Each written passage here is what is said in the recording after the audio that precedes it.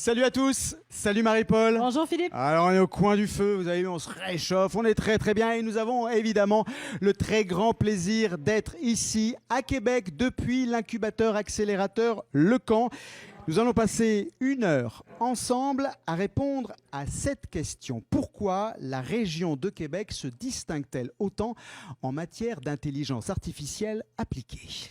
Oui, Philippe, en effet, on le sait depuis de nombreuses années que la région de Québec se démarque déjà en matière de recherche et de formation en intelligence artificielle.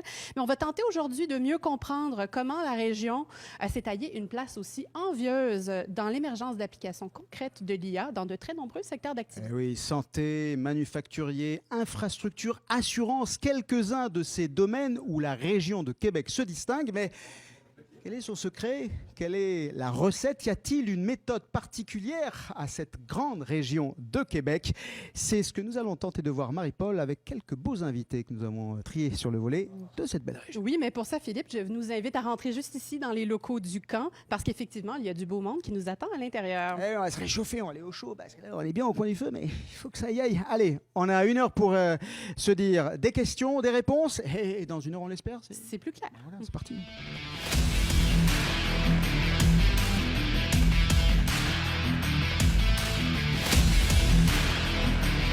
C'est plus clair, une émission débat, discussion en public. Est-ce qu'il est là, le public? Ah ouais, il est chaud. Il est chaud. Pendant près d'1 heure, nous allons animer avec Marie-Paul Janson, la présidente et directrice générale de Forum IA Québec, et avec une partie de la rédaction de Scientia, cette émission spéciale. Avec nous, 2 invités observateurs de prestige pour C'est plus clair. Alors, il y en a un qui est avec nous en présentiel. Il incarne le Québec de la recherche, le Québec scientifique. Je veux parler évidemment du scientifique en chef du Québec, Rémi Quirion. Rémi, merci d'être à nouveau avec nous. Merci d'être là, merci d'être là. Alors on va évidemment vous passer un petit micro pour qu'on puisse vous entendre ensuite, Rémi. Et puis l'autre chef, c'est l'innovateur en chef du Québec, Luc Sirois. Il ne peut être avec nous physiquement puisqu'il est actuellement en Europe, à Strasbourg, mais il a tenu à nous adresser un petit message. On l'écoute. Alors bonjour à tous, chers amis. J'aurais bien aimé pouvoir être avec vous pour cet événement important de l'IA au Québec, de l'IA à Québec. Je suis présentement à Strasbourg pour une fin de semaine d'innovation. C'est le Hacking Health Camp à Strasbourg présentement, un événement que vous savez me tient beaucoup à cœur et qui existe depuis bientôt 10 ans. On voit cette tendance de transformation dans la santé, l'appropriation des données qui devient de plus en plus important et de plus en plus répandu. C'est une norme, c'est une façon de faire, c'est un constat qui fait l'unanimité. On doit utiliser nos données pour innover. De capacité de prendre les bonnes décisions, de prendre les bonnes actions, de faire les bonnes choses. Ici à Strasbourg, c'est devenu la norme. On est heureux de pouvoir collaborer avec eux depuis des années à développer l'innovation et l'usage des données dans la santé. J'espère que ce savoir-faire va se répandre rapidement chez nous. On l'a déjà vu par tous les événements Hacking Health, à Québec en particulier, où ça a été très fort, très développé. Maintenant, avec l'Institut LIID, notre fer de lance à Québec et les chercheurs, les entreprises, les institutions qui gravitent autour de l'IID, on voit comment à Québec, en particulier, l'usage des données pour la santé, maintenant l'usage des données pour plusieurs défis de société se répand. C'est emballant de voir comment des entreprises, des startups naissent à Québec, deviennent des fournisseurs du système de santé, des fournisseurs du monde entier dans différents domaines. Et ça, c'est sans les nommer. On pense évidemment au PetalMD, au Coveo, même au Exfo qui utilise l'intelligence artificielle présentement. Vous êtes des exemples à suivre. Vous êtes les précurseurs et c'est sur vos traces que l'on doit s'avancer. Moi, je vous souhaite un très bel événement. Je vous souhaite que ce soit inspirant et que ça donne le goût à tous de suivre les traces de la Ville de Québec, de la région de Québec, dans l'usage des données pour l'intelligence. Et je vous salue encore une fois très chaleureusement d'ici à Strasbourg. L'événement Hacking Health va se compléter dans quelques instants. J'aurai la chance d'y être avec vous et en penser à distance. bon événement, bonne continuation, bonnes innovations. Luc Sirois, l'innovateur en chef du Québec. Alors on va en venir dans quelques instants aux chiffres et à ce qui caractérise ce dynamisme de la région de Québec en intelligence artificielle appliquée. Mais avant cela, j'aimerais connaître, Rémi Quirion, puis je vais vous inviter à prendre effectivement un micro. J'aimerais connaître votre avis sur cette belle et grande région de Québec. Qu'est-ce qui, à vos yeux de scientifique en chef, la caractérise, la distingue des autres régions ? Merci bien. Je vais commencer par un commentaire sur une personne que j'aimais beaucoup. Donc, je vais déroger un peu du script habituel. Mais on sait à qui vous faites, faites référence. Avec François Laviolette, un chercheur de l'Université Laval, expert en intelligence artificielle et santé. Et lorsqu'au fond de recherche, on a créé un groupe de travail sur l'intelligence artificielle et la santé, François dit présent, très présent, il participe à toutes les réunions, toujours beaucoup d'interventions très réfléchies. Environ, je ne sais pas, peut-être près de 2 ans maintenant, cancer. Et il a été tout à fait exceptionnel pendant différentes phases de la maladie, toujours avec nous. Il a mis au service même de la recherche son propre cas de patient. Il est devenu un patient partenaire et d'avoir quelqu'un qui est dans le système, qui a une maladie terminale, et vraiment de toujours rester très positif, mais en faisant des commentaires. Comment on pourrait améliorer le réseau de la santé au Québec. Demain ou cette semaine, le ministre de la Santé va annoncer la refondation. Donc, j'espère qu'il y a un peu de François là-dedans. Et encore une fois, un hommage à ce grand homme. Merci de lui avoir adressé ce message. Ou qui nous écoute, François. Voilà, une petite pensée pour vous. Et c'est peut-être la meilleure manière de commencer à justement cette discussion pour caractériser cette belle région de Québec. C'est le fait de s'investir, c'est le fait de s'engager, c'est le fait de donner finalement presque de soi. C'est une belle manière de rendre hommage à cette région. Alors, Rémi, on précise que chacune de nos émissions désormais ont vocation à mettre en lumière l'un des 17 objectifs de développement durable des Nations Unies. Et on va vous faire travailler un petit peu, Rémi. Nous allons vous demander à la fin de cette émission de valider l'objectif que nous nous sommes assignés pour cette émission, en l'occurrence l'objectif 9 des Nations Unies, qui vise, je cite, à promouvoir une industrialisation durable qui profite à tous et encourage l'innovation. Alors, Philippe, pour entrer dans le vif du sujet et pour illustrer le dynamisme de la région de Québec en termes d'innovation en IA, et aussi bien sur le plan économique que de la recherche, je suis en compagnie d'Alexandra Masson, directrice IA et solutions numériques chez Québec International.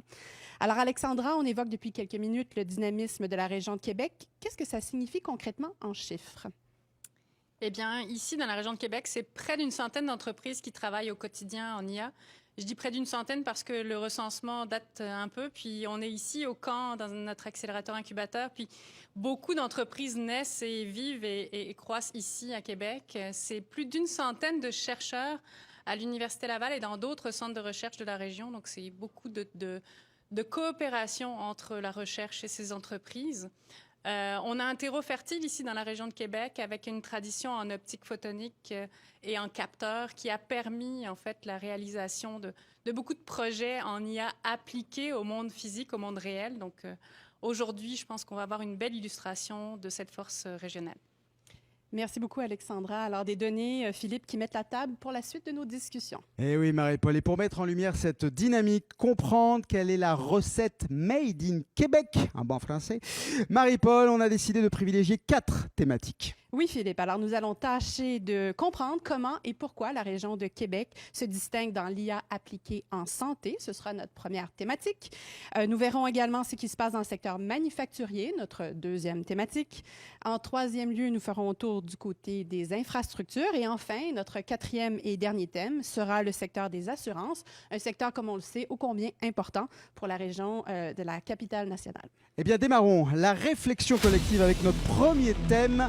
En quoi la région de Québec se distingue-t-elle dans les applications en santé? 15 minutes pour aborder ce sujet. Et Philippe, quelques chiffres pour démarrer sur ce thème. Je suis avec Patricia Gautrin, journaliste à la rédaction du magazine C'est Science IA. Patricia, vous avez des données à nous partager. Oui, merci Marie-Paul. Alors, j'ai quelques données intéressantes. Le premier, c'est un classement.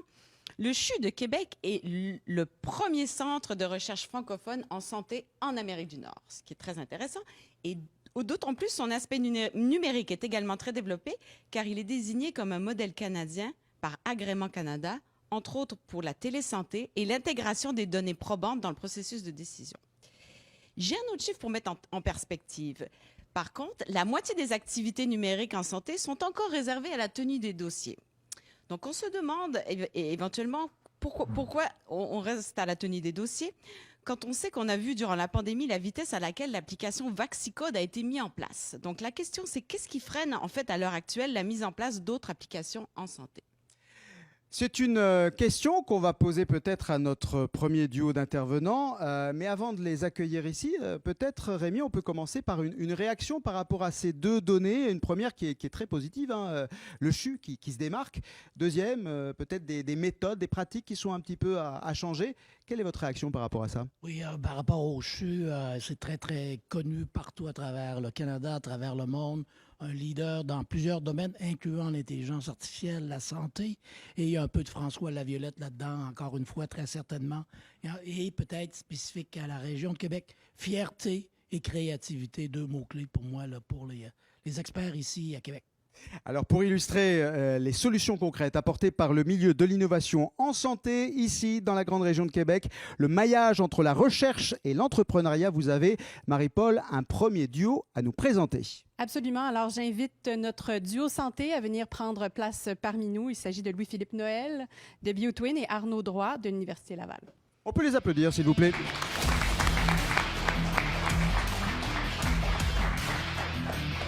Voilà, on va peut-être vous passer un micro. Parfait, tout le monde a un micro. Formidable.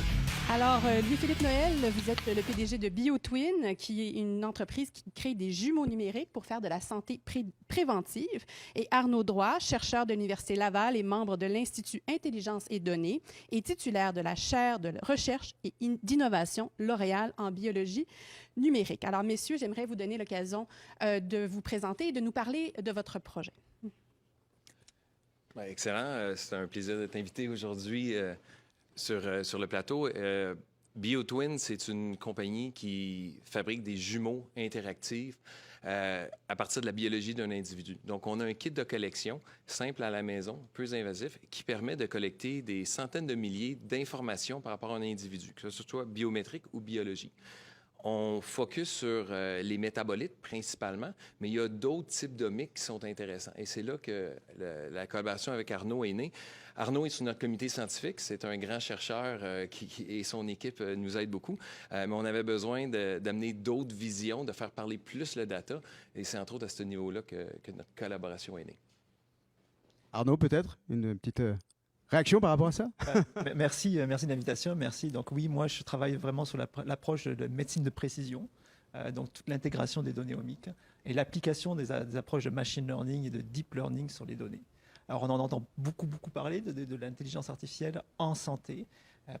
C'est une voie extraordinaire puisque on va arriver et on espère qu'on aura un jour des traitements personnalisés pour chacun d'entre nous en fonction de notre patrimoine génétique, en fonction de nos habitudes de vie et en fonction de comment on est. Mais il y a encore de nombreux défis actuellement à faire, et notamment l'accès aux données. Donc c'est quelque chose qui est brûlant actuellement à Québec. Ce sont des décisions qui doivent être prises, mais on est sur une mine d'or de santé et il faut être capable qu'on puisse les exploiter un jour. Alors justement, ça ouvre bien le débat, hein, ce que vous venez d'indiquer, Arnaud. Peut-être on peut laisser Rémi réagir par rapport à ça, cet accès aux données, parce que c'est bien beau d'avoir des formidables projets comme ceux qu'on vient de nous présenter. Il y a un projet de loi 19, tout ça semble pousser. On en est où? Comment ça se passe? J'ai plus de cheveux blancs depuis que je suis scientifique en chef à cause de problématiques d'accès aux données. Donc, ça fait 10 ans qu'on en parle. Il faut le régler. Il y a le projet de loi 19. On espère qu'il va être approuvé, accepté le plus rapidement possible, parce que ça serait une très bonne avancée. Parce qu'on peut faire de l'intelligence artificielle si on n'a pas accès aux données en santé. C'est un peu dommage. On perd un peu notre temps. Et le duo que vous formez, s'il n'y a pas accès aux données, on ne peut pas maximiser l'impact de ce que vous faites. Ça serait très dommage. Puis ça, c'est un petit...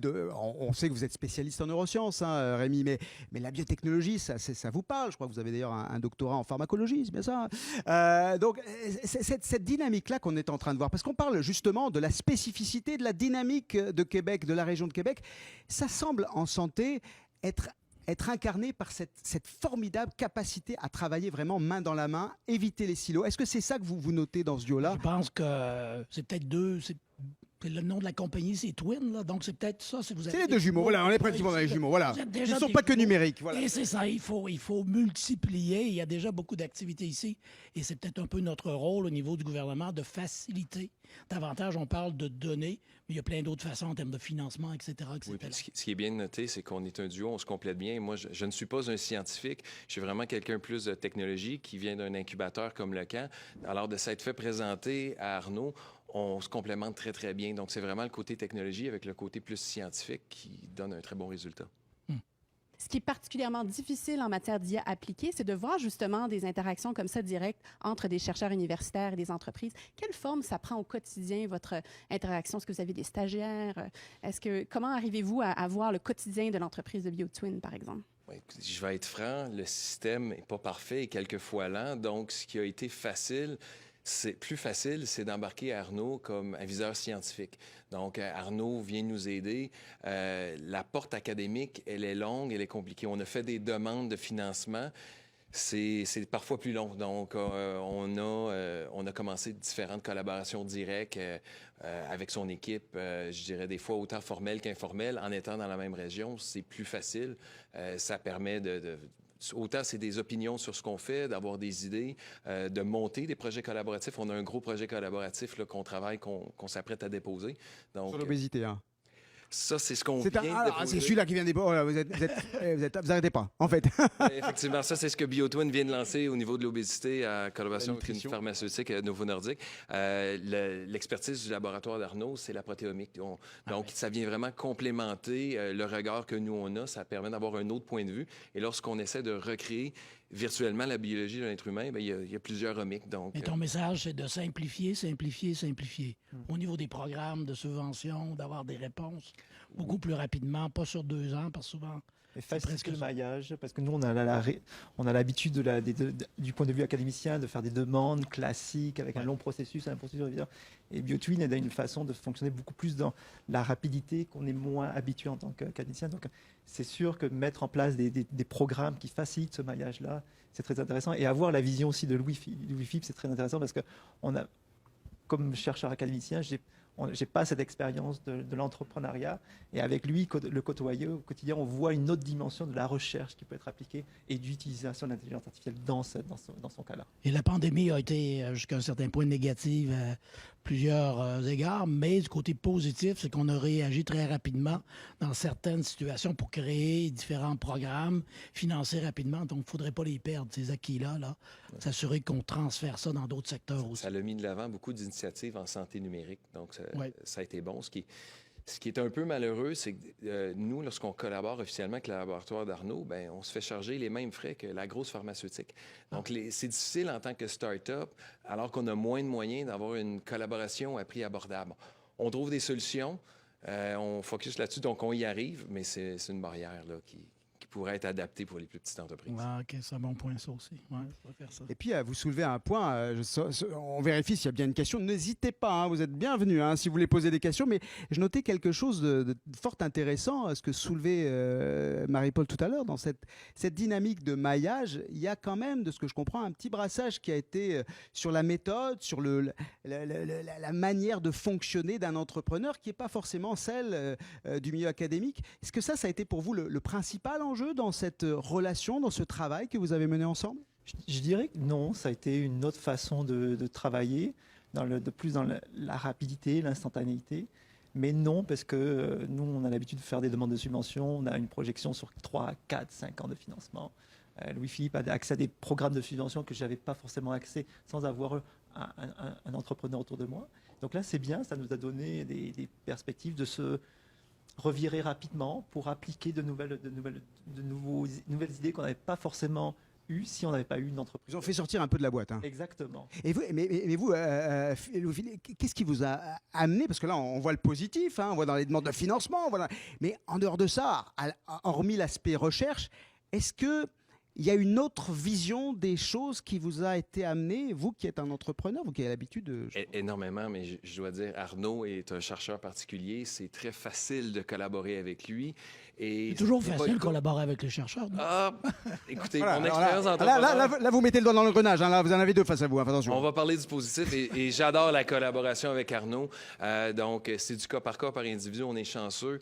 Et oui, ce que ça nous amène, nous et notre équipe, c'est une autre vision, c'est un autre point de vue scientifique. On est très axé commercialisation, on est très axé amené au marché, mais la qualité de la science est super important. Et la prochaine étape, présentement, on a des projets court terme. Avec Arnaud, ça nous permet de penser à plus long terme, qui va nous donner un facteur de différenciation très important.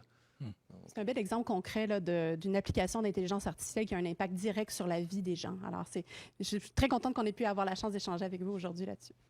Ben, on vous remercie. On va vous inviter à regagner votre place et on vous applaudit, s'il vous plaît. Merci. Arnaud Droit et Louis-Philippe Noël. C'était notre premier duo. Alors, nous passons à notre deuxième thématique. Comment se positionne la région de Québec dans le manufacturier 4.0 ? Là encore, une quinzaine de minutes pour découvrir un duo de chercheurs entrepreneurs et vos réactions, on l'espère, cher public, sur ce deuxième sujet. Merci beaucoup, Philippe. Alors, pour en parler, je me tourne vers notre journaliste Patricia Gautrin. Patricia, vous avez des chiffres à nous partager. Oui, merci Marie-Paul. Alors, premièrement, plus de la moitié des entreprises manufacturières veulent investir dans des projets numériques, ce qui est très intéressant. Par contre, pour mettre en nuance, seulement 5% ont réalisé le programme d'audit 4.0 du ministère de l'Économie et de l'Innovation. La moitié des entreprises manufacturières exportent leurs produits à l'étranger, ce qui est très positif. Mais qu'en est-il de l'exportation d'applications intelligentes? C'est une autre question. Alors, il y a de la volonté, Rémi, d'après ce que dit Patricia, il y a peut-être un manque de... On passe difficilement de la volonté à la pratique pour le milieu industriel, ça serait ça qu'on retiendrait? Pour moi, j'ai hâte d'entendre les collègues, là, parce que je pense qu'il y a énormément de défis au Québec encore dans ce secteur-là. Il y a beaucoup à faire, à la fois du côté académique, mais encore plus du côté secteur privé, le manufacturier innovant, pour que ça devienne la norme, pas l'exception. Pourtant, on est dans cette région de Québec qui est quand même connue, qui se caractérise par un fort taux de diversité industrielle, par une grande volonté, là, pour le coup, de passer justement à l'action, de passer à l'action du numérique. Qu'est-ce qui manquerait finalement pour pouvoir inciter les industries à aller plus loin? Je pense qu'il faut et peut-être que là, pas la pandémie, le manque du côté main-d'œuvre va forcer plus de PME, de grandes entreprises à penser manufacturier innovant. Donc, d'avoir moins de jeunes qui sont disponibles pour aller travailler chez vous, ça va inciter le privé à investir davantage du côté intelligence artificielle, innovation, éventuellement quantique. Je pense que ça s'en vient et Québec est très bien positionné de ce côté-là. Eh bien justement, face à ces constats, face à cette volonté qui doit se transformer en véritable essai, on a un duo de solutions, Marie-Paul. Oui, Philippe. Alors, je vous demande d'accueillir notre duo manufacturier, M. Yves Proto et M. Jonathan Gaudreau. On peut les applaudir là encore.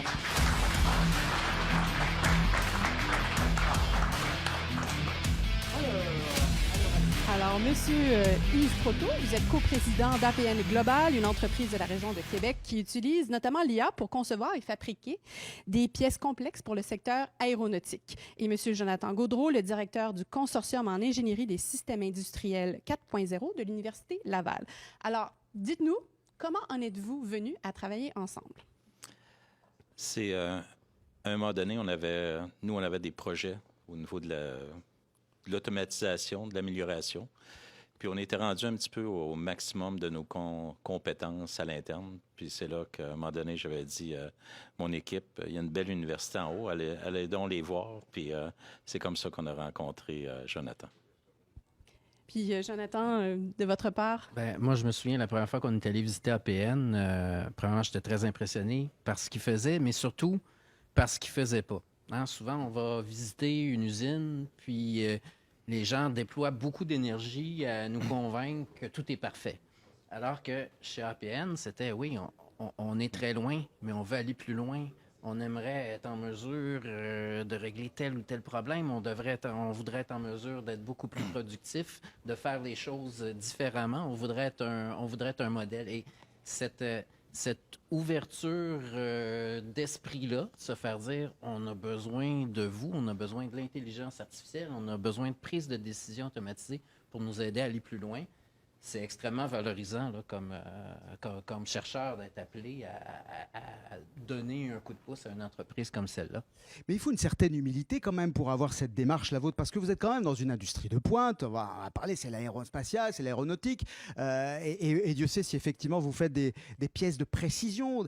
La volonté d'aller aussi loin, de chercher à rejoindre justement le milieu de la recherche, c'était quoi pour vous? Améliorer la productivité, justement pallier les problèmes de main-d'œuvre dont parlait Scientifique en Chef? C'est quoi Ben, lorsqu'on veut être les meilleurs, ben, il faut prendre les techniques des meilleurs. Donc, l'humilité, c'est de voir les problèmes que l'on a et d'aller chercher ce qu'on n'a pas, de vouloir gagner. Là. Donc, moi, je suis une personne qui adore gagner. Donc, je me disais, qu'est-ce que ça nous prend pour aller plus loin? Puis c'était l'aide scientifique qu'on avait à presque zéro. C'est arrivé des deux côtés. Vous avez quand même appris de l'industriel.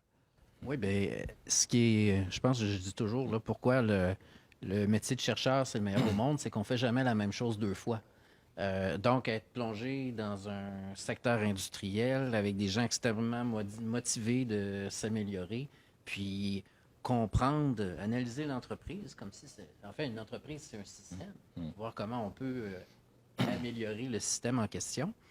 Et pas dans un mode d'une dynamique où l'entreprise va dire voici un problème, chers universitaires, trouvez une solution. Le fait de pouvoir travailler en collaboration. APN était une entreprise où, typiquement, je suis certain qu'on aurait pu trouver une autre usine semblable à la vôtre, Yves, avec beaucoup moins d'ingénieurs, beaucoup moins de détenteurs de maîtrise, de doctorat, mais chez vous, c'était très présent. Il y avait une équipe dédiée à améliorer l'entreprise. Et le fait d'avoir des équipes conjointes, université, entreprise, travaillant ensemble à développer de nouveaux systèmes de prise de décision, bien, c'est extrêmement intéressant pour les deux côtés.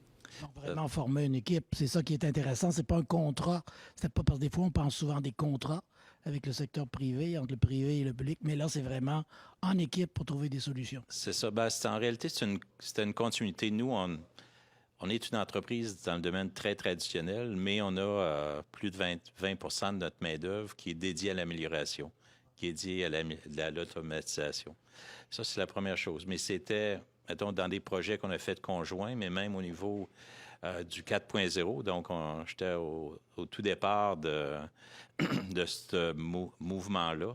Mais aussitôt que j'ai pu faire inviter Jonathan, parce qu'il y avait souvent, dans le 4.0, c'était beaucoup associé à, mettons, à l'industrie. C'était un peu associé mettons, aux universités. Donc, ça a été d'amener Jonathan, de faire équipe ensemble, puis de se montrer mutuellement pour dire, regarde, on fait équipe, puis on peut faire mieux dans le futur. Puis on fait mieux dans le futur. Pouvez-vous peut-être nous parler de comment l'intelligence artificielle, concrètement, là, vit dans l'usine d'APN Global? Je peux commencer. Oui, je te passerai la main ensuite. Souvent, l'intelligence artificielle, c'est très mystérieux, puis on voit ça pour faire des choses très complexes.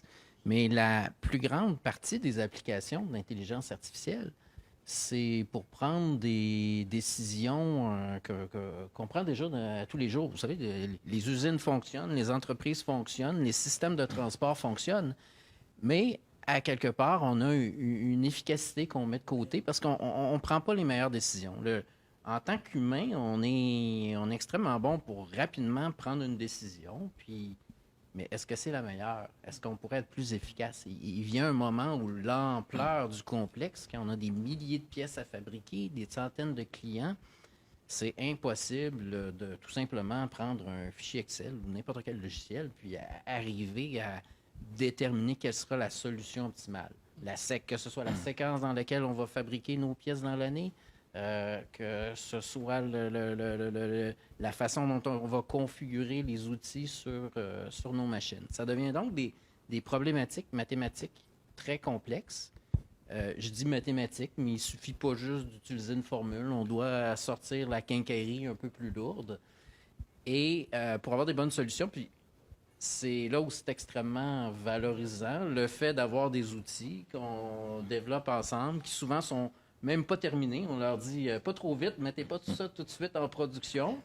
L'entreprise dit on va l'essayer, ça peut pas être pire que les solutions qu'on a présentement.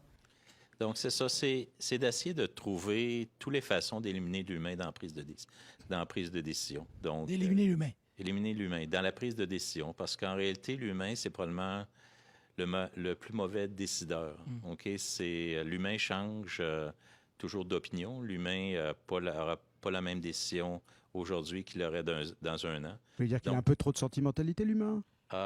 L'humain a des grands problèmes de mémoire. Puis Surtout pour certains. Hein, puis l'humain, mettons, si il est arrivé un grand malheur hier, puis on avait à prendre une décision aujourd'hui, la décision serait très différente que si on avait à la prendre l'année prochaine. Donc, l'humain, sa décision change par rapport au temps. Donc, dans l'industrie, il faut qu'il y ait une continuité dans la décision. Donc, c'est de tout faire pour enlever cet humain-là dans la décision, puis d'automatiser tout ce qui est possible d'être automatisé. Juste avant, on a fait plein de choses très intéressantes, mais tout à l'heure, j'étais avec l'équipe de implantation de systèmes manufacturiers et mon directeur des approvisionnements. Puis là, mon besoin, c'était d'éliminer 75 du processus manuel d'achat. On est capable d'automatiser ça. Puis là, c'était juste, au début, c'était de caractériser. Donc, caractériser le travail que vous faites. Vous avez des fournisseurs, des fournisseurs A, des fournisseurs B, des fournisseurs C, avec des méthodologies qui peuvent être 1, 2, 3, 4, 5, puis de caractériser, d'établir cette matrice-là pour venir à automatiser. L'objectif, c'est dans 3 mois, il faut que les achats soient automatisés pour 75 des achats. C'est toujours avec cet objectif-là d'automatisation, mais pas juste de la fabrication du produit, parce qu'aujourd'hui, dans l'usine, comme nous, on a moins de 50 des travailleurs qui sont dans l'usine aujourd'hui, parce qu'on les enlève, les enlève en automatisant, mais aujourd'hui, c'est automatiser le bureau. Là. Tantôt, on parlait des soins de la santé. C'est l'enfer. Ils pourraient couper ça de moitié, là, ce monde-là, dans les soins de la santé. Il y en a qui vont être contents. Hein, Le gouvernement du Québec, 75 automatisation des achats au gouvernement du Québec, c'est un rêve, ça. Non, salutations à tous les C3S qui nous écoutent. Mais c'est ça l'objectif, c'est à tous les niveaux. Mais c'était un beau. Merci de ce témoignage. Je pense qu'on a une question. Je peux voir. Bonjour, j'ai une question pour vous. Jean-Denis Grenier d'Intac Assurance. Puis, j'entendais vos propos, puis ça me faisait penser un peu à notre réalité, mais ça me fait soulever une question que j'ai. Quand on travaille avec les universitaires, parfois, on fait des projets, le potentiel d'implantation de l'outil qui a été développé, il n'est pas toujours au point. Comment vous dealez ensemble avec ce fait-là qu'on développe un outil, mais il n'est pas nécessairement au point où il ne répond pas immédiatement à la problématique établie? Il y a différents modèles qui sont empruntés. Nous, ce qu'on trouve qui fonctionne bien, c'est qu'on aime bien, c'est je pense qu'il faut s'enlever la fameuse idée de la tête là, du transfert. Là, de dire, il y a un étudiant qui va travailler, il va faire une maîtrise pendant 2 ans, puis après 2 ans, on va faire un transfert de la technologie. Ça peut peut-être fonctionner dans certains domaines, mais moi, ce que je perçois, c'est que ce qui fonctionne, c'est, on le fait ensemble pendant les 2 ans. Les étudiants chez nous ont 2 bureaux. Ils ont un bureau à l'université, ils ont un bureau à l'entreprise, puis à cause de la COVID, ils n'utilisent aucun des 2, mais ça, c'est une autre histoire. Mais c'est vraiment l'étudiant, puis l'équipe et l'équipe de chercheurs développent une technologie qui va être testée, essayée en cours de route au fil des 2 ans, et l'entreprise comprend également qu'ils ont un rôle à jouer. Hein, que nous, comme étudiants, comme chercheurs, on va développer des algorithmes, on va les tester, on va faire des preuves de concept, mais l'intégration finale de ces équations-là, de ces systèmes-là au sein des systèmes d'entreprise, c'est l'entreprise qui doit le faire. Et on n'attendra pas à la fin, on va le faire en cours de route. Puis ce qui ne marche pas, on veut le savoir le plus vite possible. Il faut travailler en mode prototypage. Donc, aussitôt qu'on a l'idée, on la met en application. Une des une des choses sûres dans l'innovation, c'est que ça ne fonctionne pas au début. Donc, si on ferait tout pour que ça marche après 2 ans, puis voir encore des bugs, ça ne marchera pas. Donc, le plus vite possible que vous mettez cette idée-là en application, c'est le plus vite possible, vous allez trouver les problématiques et le plus vite possible, vous allez continuer à améliorer. Donc, le faire le plus vite possible. Merci beaucoup, messieurs. Je pense qu'on pourrait étendre largement cette discussion. On va remercier Yves Proto et Jonathan Gaudreau et on va vous inviter à rejoindre vos places. Merci à vous, messieurs. Merci beaucoup. Merci. Alors, nous allons passer à notre troisième thématique, et tout aussi intéressante, tout aussi fournie d'exemples. Pourquoi la région de Québec performe-t-elle autant dans l'IA appliquée aux infrastructures? Là encore, une quinzaine de minutes pour aborder ce troisième sujet. Alors oui, Philippe, alors pour en parler, je me tourne vers notre journaliste Patricia Gautrin. Patricia, vous avez des données à nous partager. Oui, merci Marie-Paul. Alors, je vais commencer avec la maison connectée.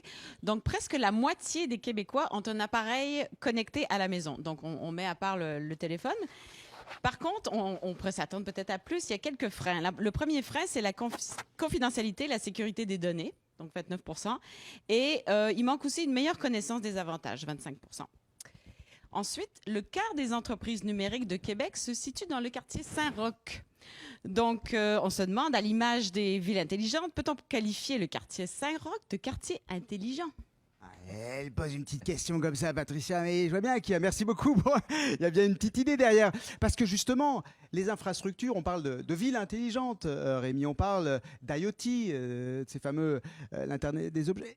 Tout ça nous donne l'impression que Québec, si on prend Saint-Roch comme quartier, là aussi se distingue. Est-ce que c'est quelque chose que vous observez, vous, à l'échelle du Québec? Je pense que l'écosystème ici à Saint-Roch, c'est vraiment, c'est relativement récent, là, le développement du quartier depuis 20-25 ans. C'est vraiment fabuleux. Et on espère que ça va faire tache d'huile déjà le reste de la ville de Québec, mais aussi un peu partout au Québec. Là. Que ça devient un modèle, un exemple d'écosystème qui fonctionne bien par rapport à tout ce qui est numérique, par rapport à tout ce qui est littératie numérique. Et on espère que les jeunes, même au primaire et au secondaire, vont rêver à devenir des entrepreneurs comme on en a vu jusqu'à date, là, très, très important. Vingtaine d'entreprises dans le secteur. Tout à l'heure, Alexandra Masson évoquait l'historique de cette région en optique photonique. Effectivement, il y a de la dynamique, clairement. Justement, face à toutes ces belles avancées, on a encore un nouveau duo de choc, Marie-Paul. Absolument, Philippe. Alors, j'invite notre duo infrastructure à venir prendre place. Il s'agit d'Alexandre Vallière et de Linda Robitaille. Tout applaudir.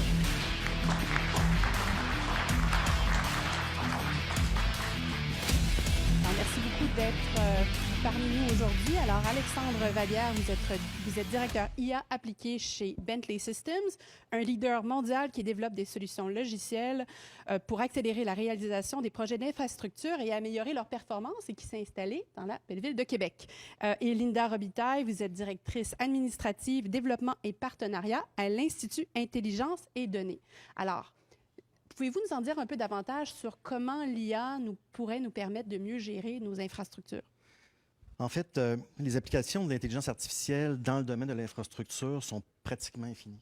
La diversité des problématiques auxquelles on fait face dans cette industrie sont tellement grandes et ont des impacts tellement importants sur notre société, sur notre environnement, sur les finances publiques, que la valeur de ce qu'on peut développer avec l'intelligence artificielle est hyper élevée. Puis le fait qu'on doive travailler dans un environnement qui est excessivement complexe fait en sorte qu'aujourd'hui, on est obligé d'avoir des nouveaux outils pour gérer cette complexité-là. Les jumeaux numériques en font partie, l'IoT en fait partie. L'intelligence artificielle est définitivement un outil clé pour le futur de cette industrie. En plus, on est dans un domaine où les données ne sont pas sensibles, comme ça serait le cas dans le domaine de la santé. On ne parle pas de données personnelles. Alors, Linda Robitaille, pouvez-vous nous en dire un peu davantage sur les défis qui restent à surmonter pour voir une application beaucoup plus généralisée de l'intelligence artificielle par nos ministères des Transports et par nos municipalités? Oui, merci beaucoup pour l'invitation. Tout d'abord, j'aimerais revenir un peu, faire un petit clin d'œil à François. Étant donné que, dans le fond, j'ai travaillé au développement du Centre de recherche en données massives il y a 5 ans en compagnie de François. Par la suite, on s'est aperçu que, bon, il y avait un genre de manque ici dans la région, dans le sens pour, bon, vous savez, un centre de recherche, ça fait de la recherche. Ça ne fait pas nécessairement les programmes de formation et tout ça. Ça ne met pas en place le transfert, les possibilités avec les entreprises et tout. Donc, on a mis sur place, sur pied, l'Institut Intelligence et Données, qui a maintenant 2 ans et demi. Là, sa naissance est en janvier 2020. Donc, tout ça pour dire que ça nous amenait à aller vers des possibilités, autant au niveau de la transformation numérique et tout ça, aider les entreprises dans le secteur. Et puis, bon, des défis, oui, effectivement, il y en a. Mais bon, on travaille fortement au niveau de la formation des étudiants, aider avec les entreprises, la maîtrise professionnelle qu'on a mise sur pied à l'Université Laval, qui permet aux étudiants d'aller faire des stages professionnels déjà en entreprise et peut-être même de se placer dans ces entreprises-là, très intéressant. Donc, on essaie de mettre sur pied les différents programmes et tout ça qui peut aider justement les entreprises à contrer certains défis. Et puis, on travaille conjointement avec eux pour élaborer puis essayer d'aller de l'avant. Donc, notre collaboration avec Bentley, en fait, c'est d'essayer de monter une nouvelle initiative sur pied dans le domaine de l'infrastructure en ayant tout le temps l'expertise et tout ça qu'on retrouve au niveau de l'Institut et de la grande région de Québec. On est très collaborateurs dans le domaine. Puis visiblement, Linda, cette région de Québec, elle présente une proposition de valeur assez intéressante. Vous couvrez 4 volets de la ville intelligente. Terrain de test climatique de large spectre, la captation, la connectivité, l'analyse. Visiblement, il y a une volonté dans la région de Québec de s'inscrire dans une démarche qui est assez globale pour ce qui est de la ville intelligente. Oui, effectivement. Le fait qu'on collabore avec différentes entreprises, différents organismes et tout ça, ça nous amène effectivement à être en mesure d'aller au-delà de tous ces créneaux-là qui sont très, très porteurs. Puis à l'Université Laval, on a ces expertises-là, les centres d'optique photonique et tout ça. Donc, Et il faut de la mutualisation de données, justement, et ça, parce que ça prend ça, une ville intelligente. C'est pas juste par la volonté du. Il faut que ça se parle, il faut que ça communique. J'imagine pour vous, c'est un beau modèle quand même aussi, monsieur le scientifique en chef, cette belle dynamique-là. Les besoins sont énormes. On le voit ici à Québec, mais certainement vrai aussi à Montréal. Du côté de tout ce qui est transport, tout ce qui est infrastructure des villes. Changement climatique, l'impact des changements climatiques. Et moi, je rêve un peu là, que Québec ou le Québec là, prenne un grand leadership parce que c'est des besoins à l'échelle mondiale. Là. Il y a énormément. Donc, si on devient des modèles, on va être capable d'exporter beaucoup ce genre de façon de faire. Et ce que vous faites, vous deux ensemble, là, il faut vraiment le multiplier par 10, là, je dirais. C'est effectivement l'objectif, M. Quirillon, de bâtir finalement un regroupement d'ampleur internationale à Québec qui va mettre en valeur les expertises locales, les expertises des entreprises technologiques et des utilisateurs finaux. Donc, mutualiser effectivement nos forces afin de régler ces problèmes parce qu'on ne sera jamais capable de le faire seul. Et puis, je pense que la région de Québec est particulièrement bien placée pour se démarquer, oui, par l'écosystème, par la diversité aussi des défis auxquels on fait face, particulièrement avec nos climats, entre autres, qui sont assez particuliers, qui nous créent une niche tout à fait particulière au niveau mondial aussi. Ouais. Mais là, on parle de cette dynamique depuis le début de cette émission entre les chercheurs, les entreprises. Je veux revenir à ça parce que j'ai envie de faire de Québec un modèle d'exemplarité. On a tous envie de ça autour de... Qu'est-ce qui fait que vous vous sentez peut-être plus privilégié à Québec que dans d'autres régions? Pourquoi ça se parle aussi bien à Québec? Je suis quand même curieux. C'est quoi ce secret-là? C'est l'ADN. C'est l'ADN? C'est l'ADN, c'est ça. Des habitants de la région. Exactement. Je pense qu'en étant peut-être un peu plus petit que d'autres centres, ben, ça nous permet justement, on a cette capacité-là de mobiliser les gens. Plus facilement, plus fluidement, c'est ça? Oui, puis on a développé à l'Institut Intelligence et Données justement l'expertise de gestion de projets majeurs. Puis c'est un peu ce qu'on s'apprête à faire en infrastructure. On a développé un projet d'une envergure assez impressionnante avec Intac Assurance et ensuite un autre projet, le deal en aéronautique, donc avec 4 gros industriels. Oui, effectivement, des universités et tout. Donc, je pense qu'on a cette expertise-là pour être capable de mener à bien les projets. Et je dirais, j'ajouterais également, Linda, que pour compétitionner avec les plus grands, on a aussi l'obligation particulièrement de collaborer. Donc, ça devient naturel, je crois, afin d'émerger parmi les géants. Bien, on s'arrange en fait en se remettant ensemble pour devenir nous-mêmes géants dans notre industrie.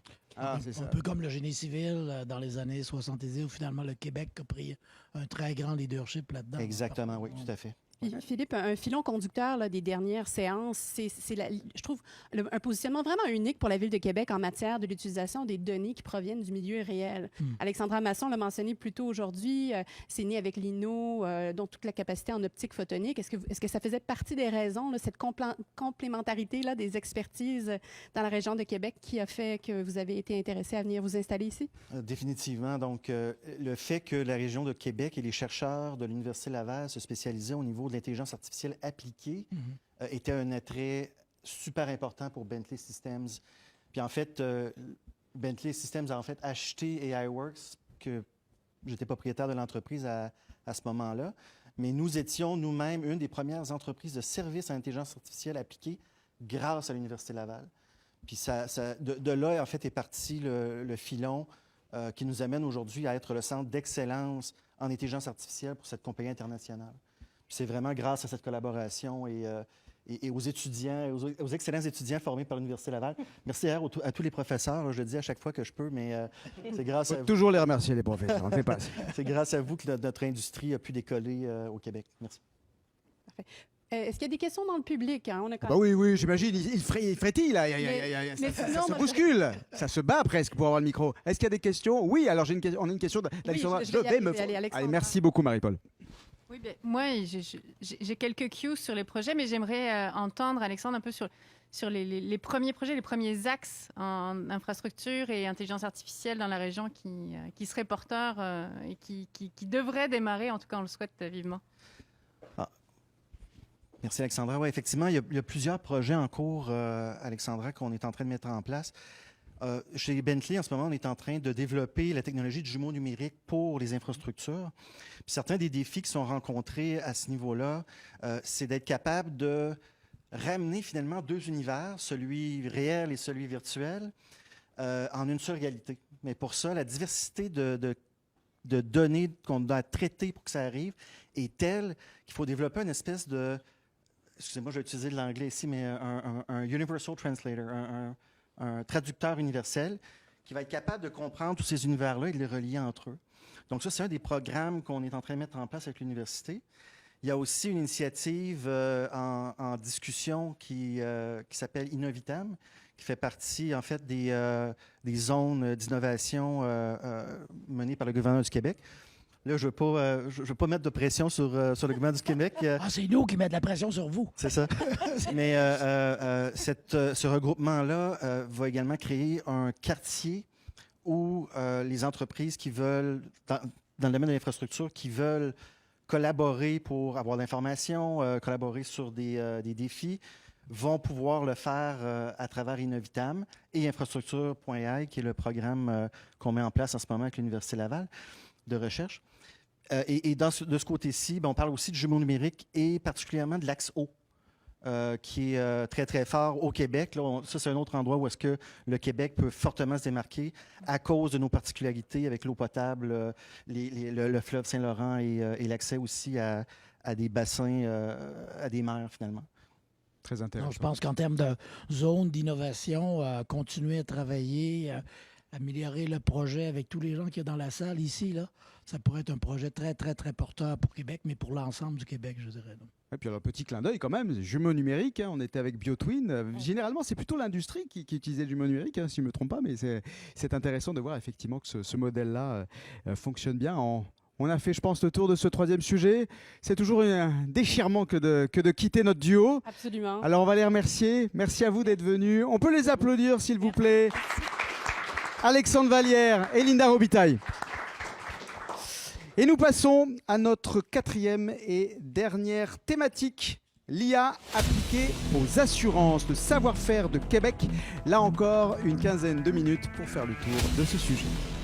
En effet, Philippe, alors après avoir illustré la dynamique de l'IA appliquée en santé, dans le secteur industriel, dans les infrastructures, comment passer à côté du domaine des assurances quand on est à Québec? Comment l'IA se marie-t-elle à ce secteur traditionnel et étendard dans la région? Alors, pour en parler, je me tourne à nouveau, une dernière fois, vers notre journaliste Patricia Gautrin, Autour de coups, là. Qui a des chiffres à nous partager. Merci Marie-Paul. Oui, alors, premier chiffre très intéressant, presque la moitié des assureurs automatisent leur processus avec l'intelligence artificielle. Donc, par contre, on peut se poser la question, est-ce que cette automatisation va avoir un impact sur les emplois en assurance? Ensuite, j'ai un autre chiffre intéressant. 4 des 10 plus importantes compagnies d'assurance canadiennes se trouvent dans la région de Québec. Alors, comment expliquer ce grand dynamisme des entreprises en assurance au Québec? Ouais, on peut le dire, voilà, c'est vraiment c'est un secteur étendard, comme le disait effectivement Marie-Paul. On voit qu'il y a quand même du questionnement au niveau justement de ce monde des assurances, l'utilisation des données, d'essayer de détecter la fraude. On va le voir sans doute avec nos invités. Beaucoup d'enjeux autour du monde des assurances. Comment vous, au niveau justement du milieu de la recherche, ça se positionne par rapport à ce secteur? Moi, j'ai très hâte d'entendre les deux collègues, là. Mon premier patron, ça a été Clément Gignac.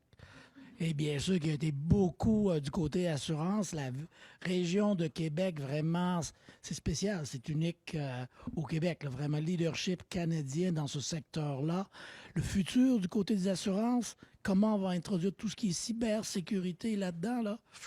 Fait que j'ai bien hâte de les entendre. Un véritable, c'est plus un enjeu là, c'est un territoire, c'est une terra incognita. Allez, on va essayer de voir avec ce duo, de dernier duo, comment on approche. Absolument. Merci Philippe. Alors j'invite à se joindre à nous notre duo en matière d'assurance, Jean-Denis Grenier et Marie-Pierre Côté. Et on les applaudit s'il vous plaît.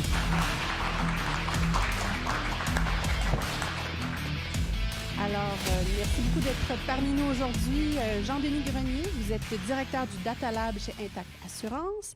Et Marie-Pierre Côté, vous êtes professeure à l'École d'actuariat de l'Université Laval et membre de l'Institut Intelligence et Données. Elle est titulaire de la chaire de leadership en enseignement en analyse de données massives pour l'actuariat Intact. Alors, merci d'être parmi nous. C'est un thème qui est récurrent aujourd'hui, cette capacité pour une entreprise de travailler main dans la main avec des chercheurs. Parlez-nous de votre collaboration, de comment elle est née. Tu veux que je commence ou tu commences? Oui, je peux commencer. Je n'étais pas au lab à ce moment-là. Mais je peux dire une chose, c'est que le Data Lab à Québec est une petite entité du lab chez Intact Assurance. On est au-dessus de 400 employés. Puis, il était clair pour nous que si on voulait aller plus vite, plus loin, puis là, je rejoins un peu mon collègue tantôt du milieu manufacturier, il fallait absolument se joindre au milieu académique parce qu'on a, on a beaucoup d'ambition. Intact Assurance souhaite être la meilleure firme d'assurance en intelligence artificielle dans le monde. Fait que c'est assez ambitieux. Mais pour y parvenir, c'est certain qu'on n'a pas le choix de s'associer avec les universités. Donc, il y a quelques années, Linda était là. Mon patron, Jean-François Lessard, est allé solliciter l'Université Laval pour créer un partenariat. Puis, en fait, si on revient à une personne dont on a parlé plus tôt, c'est François Laviolette là, qui avait pris le projet au départ, puis était porté aussi par le Centre de recherche en données massives. Puis ça a créé aussi dans le fond, la chaire de recherche de François Laviolette, puis ma chaire de leadership en enseignement ont été créées dans cette optique-là. Donc là, ça a créé le partenariat qui est un gros projet où on a beaucoup d'étudiants, beaucoup de professeurs. C'est une collaboration multidisciplinaire. Donc, on a des professeurs en géomatique, en informatique, en statistique, en actuariat. Donc, tous ces gens-là mis ensemble, ça crée des projets vraiment intéressants. Super, merci. Et puis, pouvez-vous, donc vous dites que vous avez ces collaborations-là, vous avez des chercheurs, des étudiants. Au jour le jour, comment choisissez-vous le projet sur lequel vous lancez? Parce que dans le domaine de l'assurance, ça ne doit pas être les projets qui manquent. Alors, comment venez-vous à prioriser les projets? Oui, bien, je peux m'expliquer un peu le processus. C'est sûr qu'au départ, on a commencé la collaboration en mettant des projets en place qui étaient des idées initiales. Mais tu sais, une porte en ouvre une autre. Fait que tu commences un projet, c'est pas toujours un succès, mais génère systématiquement une autre idée. Puis à l'interne, on a quand même, chez Intact Assurance, on a une grosse équipe. On a une équipe qui est dédiée essentiellement aux projets universitaires, dans lesquels ils font collaborer les différentes sous-équipes qui gèrent, qui développent des projets. Puis on a des problématiques à l'interne. Fait que souvent, ce qu'on fait, c'est qu'on rejoint les gens de l'Université Laval, on expose notre problématique, puis on en discute. Puis là, c'est pas nécessairement... Tu sais, des fois, ils ont une vision qui est différente de la nôtre. Puis je pense que c'est ça aussi qu'on va chercher du milieu académique, parce qu'on arrive des fois avec disons, des idées qui sont ambitieuses, mais non réalisables instantanément, surtout quand tu as des directeurs, des gens qui ont moins de connaissances, disons, en intelligence artificielle. Donc, il s'ensuit des discussions pour trouver finalement je pourrais dire, une zone de collaboration qui fait l'affaire de chacun des partenaires. Et peut-être excuse Marie, peut-être une question, on n'en a pas parlé vraiment beaucoup aujourd'hui, mais vous connaissez sans doute l'Observatoire sur les impacts sociétaux de l'intelligence artificielle, l'OBVIA, qui est basé ici à l'Université Laval, qu'on a créé il y a quelques années. Dans le domaine de l'assurance et tout ce volet-là d'acceptabilité sociale, est-ce que ça fait partie de vos discussions, de vos considérations, tout ce qui est en lien avec l'éthique et tout ça? Oui, en fait, moi, ça fait partie de mes intérêts de recherche là, présentement. On a commencé à en parler un peu avec des collaborateurs à Intact, là, le côté éthique, puis la question de... c'est sûr que dans la question de la protection des données, c'est sûr qu'il y a ça. Là. Ça, c'est vraiment important, là. Mais le côté aussi, comment on peut rendre nos modèles, nos tarifs équitables. Donc ça, c'est une question là, qu'on commence à aborder, oui. C'est tout récent, là, mais oui, ça c'est discuté chez vous de plus en plus aussi? C'est très implanté. Là. Je pense qu'Intact Assurance prend ça très au sérieux. Là. Moi, je suis directeur, je fais des projets, je suis vraiment sur le plancher des vaches avec les data scientists, les scientifiques de données, pardon, je parle tout le temps en anglais. Puis, on est sollicité pour avoir des évaluations éthiques de nos projets, dans la gouvernance des données, dans la gouvernance de nos projets. Pourquoi on les fait? Il y a beaucoup de réflexions, justement, parce qu'un biais peut coûter cher. Puis je peux donner l'exemple de la fraude. Là, si on a un modèle, puis le modèle dit, c'est un fraudeur, mais il se trompe, puis on accuse le client, puis c'est pas un fraudeur, on commet une faute. Puis on ne veut surtout pas aller là. Donc, l'expérience client est très importante. Puis on a des comités à l'interne qui revisent ça. On doit absolument, dès qu'on fait un projet, on a des évaluations éthiques. Nos avocats sont impliqués. Donc, on a une très grande conscience. Mais ce que je peux ajouter aussi, c'est qu'on travaille beaucoup avec des jeunes qui ont ces valeurs-là. T'sais. Donc, ce n'est pas des gens qui veulent absolument abuser. Là, la plupart du temps, les gens avec qui on travaille sont de bonne foi. On veut le faire pour le mieux de nos clients. T'sais, l'assurance, c'est avant tout, c'est d'aider. Là, tu souscris à une police d'assurance, tu payes une prime, mais à un moment donné, tu vas être dans le besoin. Puis tu vas on veut aider cette personne-là. Ce qu'on souhaite, c'est d'implanter des outils qui vont nous aider à accélérer le processus d'assurance. Parce que autant que l'industrie manufacturière, on disait qu'il y a beaucoup de décisions, c'est la même chose dans le milieu d'assurance. Il y a énormément d'acteurs. C'est incroyable la quantité de décisions qu'on doit prendre dans une réclamation. L'intelligence artificielle aide. L'intelligence, ça vient... Puis on peut créer un paquet de modèles qui vont nous aider à accélérer cette prise de décision-là, parce que le temps court. Si tu as une inondation dans ta maison, tu veux absolument régler le problème le plus vite possible. Donc, ce qu'on cherche beaucoup, c'est à accélérer le processus dans la prise de décision. Alors, on parle d'éthique, mais tout à l'heure, vous avez évoqué, monsieur le scientifique en chef, un autre enjeu de taille, la cybersécurité. Les cyberattaques, effectivement, dont pourraient être victimes les données. Justement, est-ce que vous... C'est un peu la légende qu'on aurait en tête. Vous formez des hackers, des pirates qui permettraient de déjouer les vrais pirates. Est-ce que c'est une légende, ça? Je ne sais pas ce que je peux dire ou ce que je peux pas dire, mais je peux juste dire que chez Intact Assurance, c'est sûr que la sécurité, surtout après l'événement de Desjardins, là, puis le massif de données. Mais en même temps, je pense que c'était une espèce d'éveil un peu collectif sur la vulnérabilité qu'on a, les entreprises, surtout d'assurance. Un client confie énormément d'informations à une compagnie d'assurance, puis il faut faire attention à ça. On a les processus d'anonymisation de données. Fait que c'est certain chez Intact, la sécurité des données, elle est primordiale. On met beaucoup d'énergie à la protéger. Ça l'affecte notre travail journalier. Juste accéder à la donnée à l'interne, on doit faire des validations, on doit faire des demandes. On a une notion aussi de de propriété, de gouvernance de données. C'est ce que je disais tantôt. Donc, on a des personnes qui sont comme responsables de la donnée. Si nous, même comme des scientifiques de données, on veut accéder à la donnée, on doit aller chercher les approbations puis expliquer pourquoi on veut l'utiliser. Fait que c'est pris au sérieux. Concernant les acteurs externes, je pense que toutes les firmes sont en alerte. Sont en alerte. Puis on a des façons de faire à l'interne pour essayer de contrecarrer ces attaques-là. Mais je ne suis pas dans ce département-là et donc je ne peux pas trop en parler. Nous n'aurons pas de petits secrets supplémentaires. Alors, Marie-Paul. Philippe, nous avons une question du public. Alors, sans plus tarder, voilà. Oui, merci. Tout d'abord, j'aimerais compléter une réponse que j'ai donnée tantôt au niveau de la collaboration dans la région de Québec. J'ai omis quelque chose d'important, c'est l'influence puis l'importance de Québec international dans la région comme catalyseur de ces collaborations-là. Donc, je vais juste le mentionner en passant. Mais maintenant, la question, parce que j'en ai une, je me demandais, vous disiez tantôt vouloir vous positionner comme la meilleure compagnie dans le monde en intelligence artificielle appliquée dans le domaine de l'assurance. Comment est-ce que le Canada aujourd'hui se démarque à ce niveau-là, au niveau international, et qu'est-ce que ça va prendre pour qu'une organisation comme Intact atteigne ce but? Merci beaucoup. Alors, qui veut répondre? Marie-Pierre? Ben, je ne peux pas parler pour Intact. Je vais laisser Jean-Denis. En fait, c'est une excellente question. C'est sûr que ça prend des investissements, énormément d'investissements.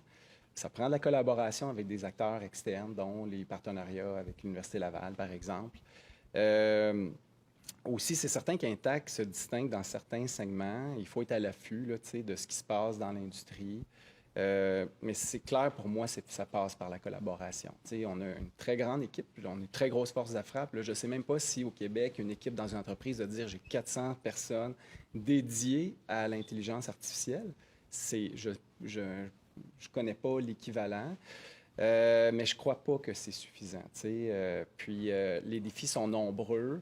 Je pense aussi qu'il faut avoir une approche pragmatique, d'imaginer qu'on va régler le problème comme ça. L'intelligence artificielle, ce que j'apprends, ce n'est pas de la magie. C'est vraiment une approche de petits pas. Puis tout ce qui est la gestion des données est clé. Même les compagnies d'assurance, par exemple, ça fait des décennies qu'on cumule des données, puis tu peux en parler amplement plus que moi, Marie-Pierre, mais les données, c'est notre or, c'est notre trésor. Mais encore là, avoir de la bonne donnée pour faire des bonnes décisions, des bons modèles, c'est autre chose. Puis pour pouvoir se rendre là, il faut mettre des systèmes en place qui vont permettre de capter ces données-là. Puis pour se rendre, mais je pense que c'est vraiment une approche de petits pas. Puis il faut se fixer des objectifs hauts. Tantôt, on le disait, il faut être ambitieux, il faut vouloir, si tu veux être le meilleur puis battre, c'est comme ça qu'en investissant, en mettant du temps, en ayant une approche systématique que tu vas y parvenir. Écoutez, c'est un beau message. On va devoir se quitter là-dessus. On remercie à nouveau Jean-Denis Grenier, Marie-Pierre Côté. Merci d'avoir été avec nous. On peut les applaudir. C'était notre duo. Alors, on arrive au terme de cette émission, mais avant de nous quitter, merci beaucoup, Rémi, notre scientifique en chef. Là, on va vous faire travailler. On s'était donné une petite mission dans cette émission, répondre à l'un des objectifs de développement durable des Nations Unies. On rappelle l'objectif 9 qui vise à promouvoir une industrialisation durable qui profite à tous et encourage l'innovation. Est-ce qu'à travers les exemples, les solutions qui ont été présentées ici, on peut dire que la région de Québec y répond? Oui, je pense que oui. C'est certain que les objectifs de développement durable, c'est très, très ambitieux. Il y a beaucoup à faire. Mais les duos que j'ai vus, vraiment l'interaction entre les collègues du secteur académique avec le secteur privé, travailler ensemble. Et oui, il y a un aspect d'innovation dans les 4 duos qu'on a vus, mais aussi, je pense, une certaine réflexion. Oui, innover, mais ça va être quoi aussi l'impact dans la société? Donc, des aspects d'innovation sociale, c'est pas juste une question d'innover pour devenir multimilliardaire, là, mais il y a aussi une responsabilité du côté de la société. Et ça, je pense, ça fait ici aussi partie de l'ADN de Québec, là, cet aspect d'innovation sociale pour finalement aider un peu tout le monde, là. Oui, la compagnie, mais aussi plus globalement la société, la région de Québec en entier. Je Je pense que là, on est dans la bonne voie et j'espère qu'on va un peu avoir la même chose le reste du Québec et le reste du Canada. Exemplarité, cultivons cet ADN. Merci beaucoup Rémi, c'est la fin de cette émission. C'est plus clair depuis Québec. Merci à vous encore Rémi Quirion. Je vous rappelle, vous êtes le scientifique en chef du Québec. On remercie également Luc Sirois, l'innovateur en chef du Québec, qui ne pouvait être là physiquement avec nous, mais il est là par la pensée. Et pour vos organisations respectives, les fonds de recherche du Québec, le Conseil de l'innovation du Québec, l'actualité de ces prochaines semaines, c'est le dévoilement de la nouvelle SQRI, la stratégie québécoise de la recherche et de l'innovation 2022. Dévoilement prévu en mai, mais d'ici là, sans doute, quelques petites premières annonces. En tout cas, voilà, vous êtes attendus de pied ferme, je peux vous le dire. Pour les fonds de recherche, c'est aussi en avril les résultats attendus des demandes de bourse, des projets de recherche, des regroupements stratégiques, tous les programmes qui avaient été lancés cet automne, c'est maintenant que ça va émerger. Bref, là aussi, il y a du beau monde qui vous attend, à mon avis. Merci à Jeanne Bélanger et à toute l'équipe du camp à Québec qui nous ont chaleureusement accueillis pour cette émission. Merci à nos partenaires co-présentateurs. Je vais commencer par nos amis et partenaires de Québec qui ont eu la très belle idée de ce rendez-vous. Je veux parler de l'Institut Intelligence et Données de l'Université Laval et en particulier, elle est derrière moi, sa directrice Linda Robitaille, son conseiller en communication. Il parle là-bas, ah ben il était là, il est plus là. Raymond Poirier, il va revenir. Évidemment aussi Québec International, elle est là aussi, sa directrice IA et solutions numériques Alexandra Masson. Tout ce beau monde sera sur le pont dans quelques jours et vous attend très nombreux pour le rendez-vous IA Québec. C'est du 4 au 6 avril dans le cadre de la semaine numérique QC. C'est un rendez-vous, ne le manquez pas.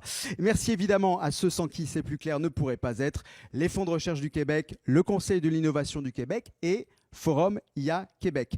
Merci à la rédaction de Sciences IA, emmenée ce soir par notre journaliste Patricia Gautrin, à la réalisation technique Anne-Sophie Casper et Nchiché Doumbia, à la technique Jean-Adler Gaëtan, Guy-Carl Dubé, David Dessources et toutes les équipes de GTS, à la direction plateau Marie Chara, à la gestion des réseaux sociaux Mélodie Lé et des partenariats Jonathan Chodjai. Et évidemment, merci à celles sans qui l'animation de cette émission ne serait pas aussi relevée, aussi pétillante. Marie-Paul Janson de Forum IA Québec. Et petite actu pour Forum IA Québec, il y a quelque chose aussi qui sont bien. Oui, tout à fait. Je vais vous inviter à rester à l'affût parce que le 8 avril prochain, nous lançons la vitrine IA Québec, qui est une initiative sur laquelle on planche depuis longtemps, qui va faire répertorier l'ensemble des entreprises et des organisations de soutien de l'écosystème de l'intelligence artificielle. Et puis, ce n'est qu'une première phase dans un outil qui va se vouloir là, un outil central pour aider à une plus grande adoption de l'IA. Elle travaille fort, Marie-Paul et toute son équipe. Ça se voit pas. Regardez, elle est toute fraîche, mais elle travaille très très fort. En tout cas, une grosse actu IA pour ce mois d'avril. Merci de nous avoir suivis. Et puis on se dit à la prochaine. Merci à Québec. On peut s'applaudir. Merci à vous.